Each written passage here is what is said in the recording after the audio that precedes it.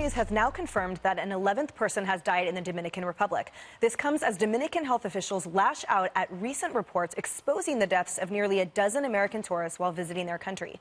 Officials calling it, quote, fake news and hysteria aimed at hurting the country's tourism. Meanwhile, the FBI is reportedly analyzing alcohol samples from at least one hotel minibar from a popular resort in the country to see if tainted booze is to blame for a string of tourist deaths. Okay, so you guys, government officials are using the hashtag #BeFairToDR to combat this, what they call, as I just said, hysteria. You can argue, however, one life is one life too many, and tourism makes up 17% of their economy. It's not like it's 99. So how do we respond to that? Greg. I like that. The DR needs a DR. Look, I don't think the Dominican Republic wants... They shouldn't be the mayor from Jaws. You know, you want to be Roy Scheider. So it's like you don't want to diminish a problem, you want to solve the problem. And the media, I think, can help by shining a spotlight, but they can hurt because in the early stages of all this, nobody knows what's going on. So I sympathize with the Dominican Republic in that it's not all hysteria, as the lower third says, but there is some hysteria that can in this fog of war, can make... Everybody's rearranging the words to different equations without actually getting at the truth. And I think the five should go and do our on-location show at the DR. Oh, lift the boycott. Yep. Jesse's got to lift the boycott. If it's all expenses paid, I'm in. Yeah, but don't drink from a minibar. What a principled boycott from Jesse. My goodness. I got an ear infection the last time I was there from swimming in the ocean. That's it. Just saying. Boycott the DR. Yeah. Exactly. Okay. Yeah, but I sympathize with them because a lot of stuff isn't true.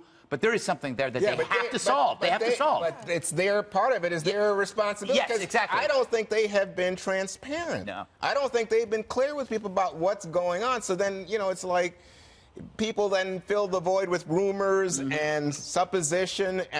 We all agree. We've said on this show, you know, it's a small percentage of the total number of visitors that go to the Dominican Republic. So I don't think we've been unfair, but I do think, and I'm not speaking for Jesse. Jesse's been very unfair. For the rest of us. But I do think it's, to me, like, for example, on this David Ortiz shooting thing, now you're not saying, oh, it wasn't David Ortiz, it was the target. I think, are you guys covering something up here? I don't feel right to me. So, but to me, it's like Malaysia and the missing plane. The answer is with the Malaysian government. Right. I think, again, the Dominican government should not be, to use your analogy, should be more Roy Scheider and not the mayor. Exactly. Well, I find it very distasteful that they're using a phrase like fake news. You know, just because you don't agree with something, that doesn't mean it's fake. Where did they get that from? I don't know. Really irresponsible of them. So, as I've been saying, I believe this is a Caribbean inside job. This is tourism terrorism. Sabotage, some would say. I looked up the numbers, and what did I find? The DR brings in about 6.18 million international tourists a year. The #1 Caribbean tourist destination in the Caribbean. Close second, Cuba, and then fourth, Puerto Rico. So, main suspects. We know.